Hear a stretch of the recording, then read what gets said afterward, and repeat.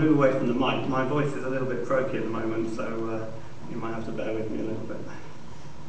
So if you try and juggle a couple of balls like that, then with a little bit of experimentation, you might come up with several different ways of juggling the balls.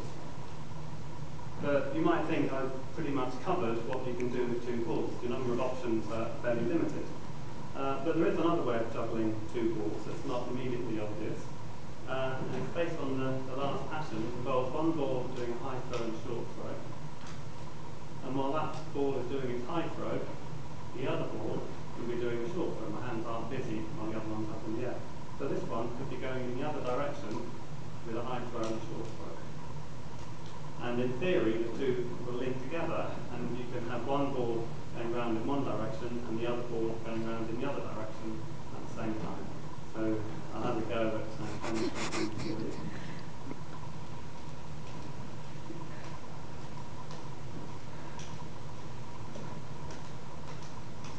So you see.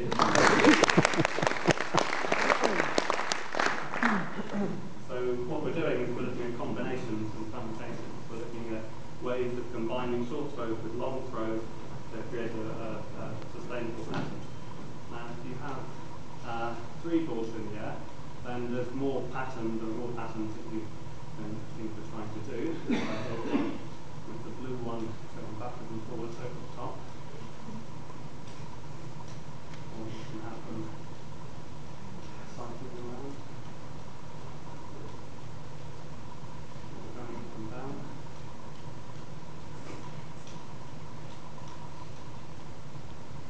Or two at the same time.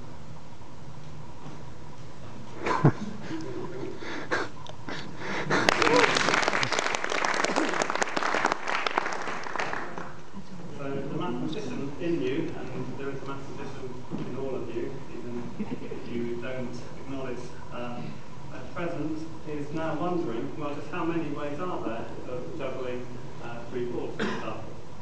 How many permutations and combinations can you come up with? And that turns out to be quite an interesting and challenging mathematical problem. So it's exactly the kind of thing that a mathematician would have a go at, for no other reason than just because it was interesting and challenging. And it turned out that when they found, well, first of all, they had to find ways of representing a juggling pattern mathematically. And then once you've turned it into a mathematical problem, you can then analyze your problem, use your advanced mathematical techniques, and come up with new juggling patterns. So what they did was, first of all, just systematically list every juggling pattern possible for three balls. And then they showed these patterns to professional jugglers. And there was a mismatch. There were now patterns that the mathematicians were describing that the jugglers had never seen before. So I'm going to try and show you one of these new patterns that was discovered in the 1990s by mathematicians and then taught to jugglers. The way the pattern works is that the ball goes up twice to one hand and then across and twice to the other and then back again and twice up and down and so on. The next ball follows one throw behind the first ball, and then the next ball throw follows one throw behind that ball, and hopefully the one you threw first of all is now ready to follow in behind the third ball. So now that's the idea. I'll mainly do several goes at this, but I'll try and keep it going long enough for you to at least get a sense of it. So the thing to look out for then, for example, if you look at the red ball, it should go twice up to one side, cross, twice up to the other, and back, and so on, but all three balls are doing the same thing. Didn't drop it.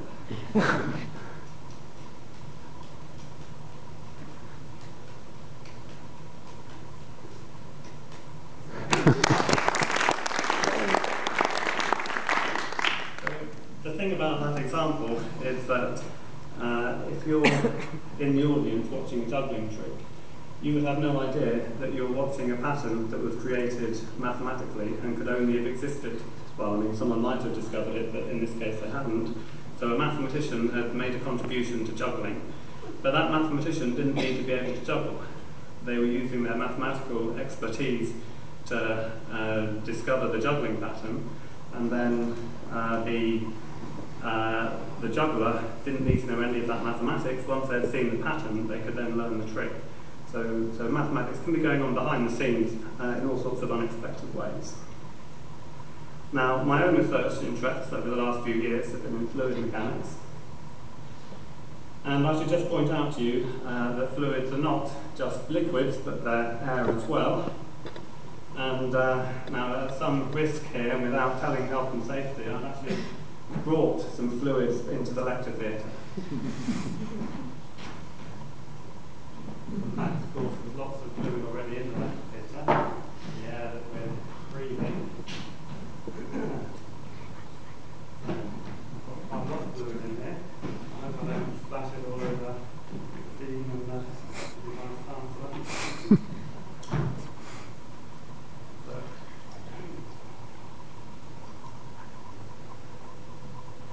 and puzzle for people to decide whether such a glass is half full or half empty. But of course, to the fluid mechanics community, it's completely full. Our glass is always completely full. It's half full of water, full of fluid. If I shake it, you can see the fluid moving about in the bottom of the glass, but the air is moving about just as much in the top. It's getting out of the way of the fluid. So in this case, the motion in the liquid is driving a motion in the air, you can't see. And it can work the other way around. When wind blows across a body of water, a lake or a sea, it drives waves. It puts energy into the water, creates waves, and that's what we see crashing on the beach. So there's lots of fluid going on, fluid mechanics going on in that glass, both liquid and gaseous. How do we solve problems in fluids? Well, I've already indicated that there's theory, there's experiment, and increasingly there's numerical simulation. So people do experiments on fluids and just find out what they actually do. You can now put the equations that model fluid motion onto a big computer, and you can reproduce to a very good level, often experimental fluid flows. But the approach that I take, and other fluid mechanics people, although not all of course, but there's enough of us for us to feel that it's a community and that we're all doing the right kind of thing, is to take an analytical, theoretical approach to try and discover mechanisms and formulae. So in order to obtain a formula from a set of equations, we need to make more assumptions than you do if you're looking for a numerical solution. And as a result, our formula might not be as quantitatively accurate as a numerical simulation.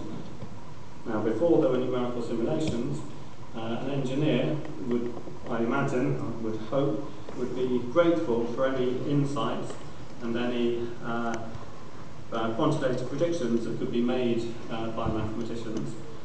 Nowadays, an engineer can, instead of looking to the mathematicians who are doing analytical work, it may still be mathematicians, but there may be ones doing numerical simulations, and the numerical simulations require fewer approximations and are likely to be more accurate. Now, there are situations where you can't do a numerical simulation. The computers aren't yet big enough to load for many problems. But still, as mathematicians, we have to recognise that there are new kids on the block. When I say this as not being especially old myself, in my own opinion, but there are other people offering solutions to fluid mechanics problems.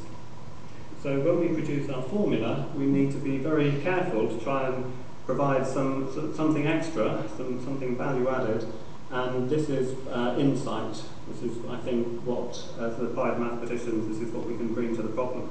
If we can come up with an idea, a way of thinking about a problem that makes it suddenly seem simple and allow new results to be quickly and easily obtained, predictions made in a qualitative sense, then that's incredibly useful.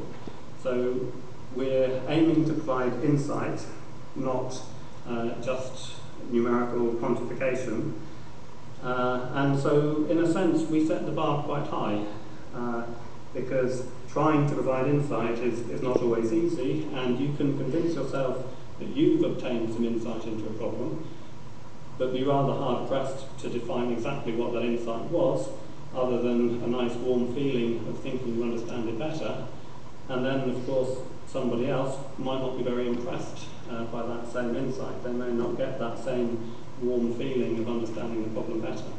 So we do have to be very careful to try and explain the insights and to persuade people in other scientific areas that the ideas that we're producing are helpful and useful, and of course they need to be helpful and useful to have any chance of being persuasive.